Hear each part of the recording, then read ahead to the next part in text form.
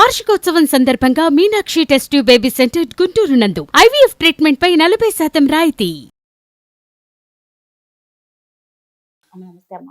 అమ్మ, ఇప్పుడు మనం మాట్లాడుకునేది నిజంగా ఆడపిల్లల తల్లిదండ్రుల గురించి. ఎందుకంటే ఒకప్పుడు అంటే కన్నా ఒక ఏజ్ వస్తే పాప మెచ్యూర్ అవుతుంది. అవును, సో అనేది తెలిసేది. ఇప్పుడు అట్లా ఏజ్ అనేది లేదు. ఇప్పుడు అస్సాంలో చూసుకుంటే నిన్న 7.5 సంవత్సరాలు ఉన్న అమ్మాయి పీరియడ్స్.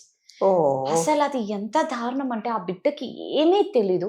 అసలు దాన్ని ఆ పాప ఎలా ఎలా తీసుకుంటుందో తెలీదు, ఏం చేయాలో తెలీదు. ఆ బిడ్డ తల్లికి నరకం. ఎందుకమ్మా ఇంత చిన్న వయసులో ఇలా పీరియడ్స్ అంటే ఆ తల్లికి నరకమే, ఆ బిడ్డకి నరకమే. అంతే కదా. అప్పట్లో ఏం అలా లేదు. ఇప్పుడు ఎందుకు ఏమన్నా అంటే లైఫ్ స్టైల్ మార్చాలి, ఫుడ్ మారాలి. ఫుడ్ కంపల్సరీగానండి.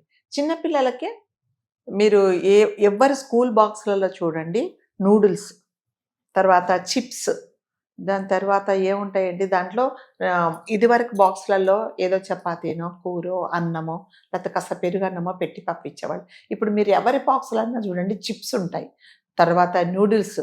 ఏంటంటే మీ అమ్మాయికి ఏం చేశారు, ఏం లేదండి కాస్త నూడిల్స్ పెట్టేశారండి బాక్స్లో అని చెప్తున్నారు. ఈ జంక్ ఫుడ్ చాలా మటుకు జంక్ ఫుడ్.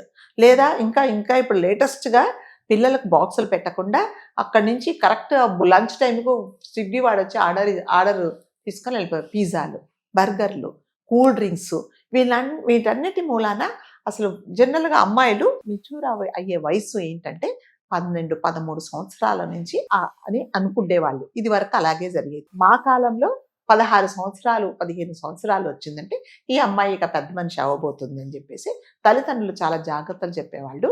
ఎలా ఉండాలి ఏంటి అన్నీ అంటే ఇది వరకు నువ్వు ఉన్నట్టుగా ఉంటే ఎలాంటి నువ్వు ఎదుర్కోవాల్సి వస్తుంది, ఎలాంటి నష్టాలు వస్తాయి, ఎలాంటి కష్ట నష్టాలు వస్తాయి, ఒకవేళ వచ్చినా నువ్వు ఎలా ధైర్యంగా ఎదుర్కోవాలి అనేసి మరి ముఖ్యంగా తల్లి ఎడ్యుకేట్ చేసేది. ఇప్పుడు ఉండే ఈ ఆహారాల అలవాట్ల వల్ల ఏమవుతుందంటే పిల్లలు, మీరు 9 సంవత్సరాల పిల్లలు కూడా పెద్ద మెచ్యూర్ అయిపోతున్నారు. సో వాళ్ళు 9 ఇంకా అసలు మీరు 10 సంవత్సరాలు అయిందంటే అయిపోయిందంట. మా అమ్మాయి అయిపోయి 2 సంవత్సరాలు అయిపోయింది అని చెప్తున్నాను. పిల్లలకు ఆ ఏజ్ నుంచి 50-55 సంవత్సరాల వరకు అది ఒకలాంటి నరకం అన్నమాట. అన్ని జాగ్రత్తలు తీసుకోవాలి. స్కూల్కి వెళ్ళే ఏజ్లోనే వాళ్ళకి ఎన్ని కష్టాలు చెప్పండి. వాళ్ళకి ఏం చేయాలో తెలియదు కదా, ఏం తినాలో, ఎవరితో ఎలా ఉండాలో, స్కూల్కి వెళ్ళిన తర్వాత అవుతే ఏం చేయాలో కూడా తెలీదు. ఇలాంటి పరిస్థితి వస్తుంది. వీటన్నిటికీ మూల కారణం ఏంటంటే రాజుగారు, ఈ ఫుడ్ హ్యాబిట్స్ అనేది చాలా వరకు మారాలండి. లేకపోతే మాత్రం పిల్లలు మీరు అన్నట్టుగా 7 సంవత్సరాల పిల్లలు 5-6 సంవత్సరాల పిల్లలు అంటే ఏం తెలుస్తుంది చెప్పండి వాళ్ళకి? ఏమన్నా ఏమీ తెలియదు వాళ్ళకి.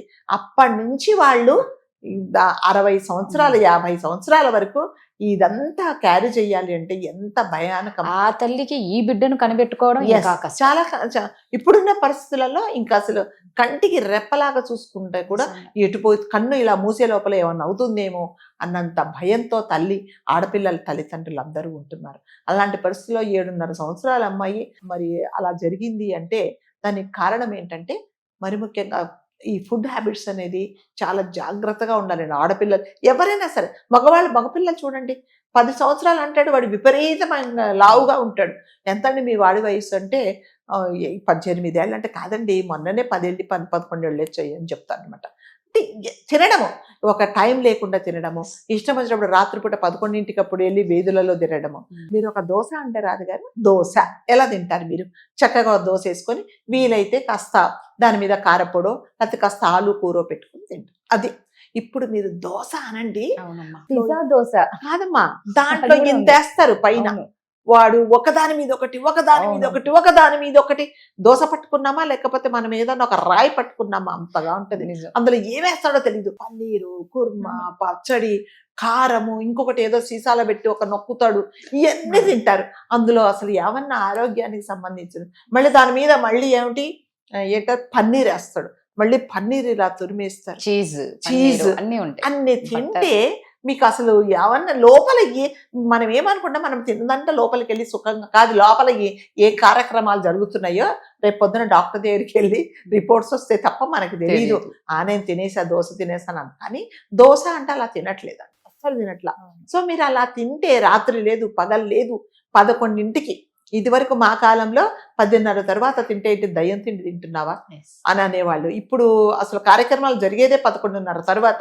మీరు ఎక్కడైనా వెళ్ళండి రోడ్డు మీద అన్నీ ఓపెన్ ఉంటాయి. ఏ హోటల్స్ చూసినా రోడ్డు మీద ప్రతి ఒక్కరు నైట్ టైం బిర్యానీ, అర్ధరాత్రి బిర్యానీ వాడు ఒక టైటిలే పెట్టేశాడట, బారా బజాయ్ బిర్యానీ అని. నిజండి, నేను చెప్తాను, అలా తింటే మీ ఆరోగ్యం ఏం పాడవుతుంది, ఏమన్నా ఉంటుందా?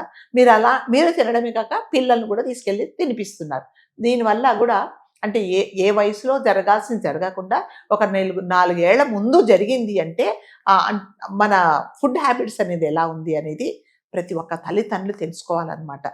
జనరల్గా 10 సంవత్సరాల తర్వాత ఈ మధ్య కాలంలో తల్లిదండ్రులు ఏం చేస్తున్నారంటే పిల్లలు స్కూల్కి వెళ్తున్నప్పుడు వాళ్ళకి జాగ్రత్తలు చెప్పి ఒక 4-5 నెలల ముందే చెప్పి అవసరమైన ప్యాడ్స్ కూడా బ్యాగ్లో పెట్టేసి లంచ్ బాక్స్ ఓడితే అమ్మాయిలా జరుగుతుంది, నాకు కూడా అలాగే జరిగింది, అక్కకు కూడా అలాగే జరిగింది, నువ్వు దానికి ఏం కంగారు పడకు, జరిగినప్పుడు ఇదిగో ఇది ఇలా యూస్ చెయ్యి, దాని తర్వాత నాకు ఫోన్ చేస్తే నేను వచ్చి తీసుకెళ్తా, అందులో కంగారు పడాల్సింది ఏడవాల్సింది లేదు, నీ ఫ్రెండ్స్ కూడా అలాగే జరిగిందని వాళ్ళని మోటివేట్ చేసి పిల్లల్ని పంపిస్తున్నారు. అండ్ ఇంకా కొన్ని రోజుల తర్వాత 6 సంవత్సరాలు అయినా కూడా చెప్పలేదు.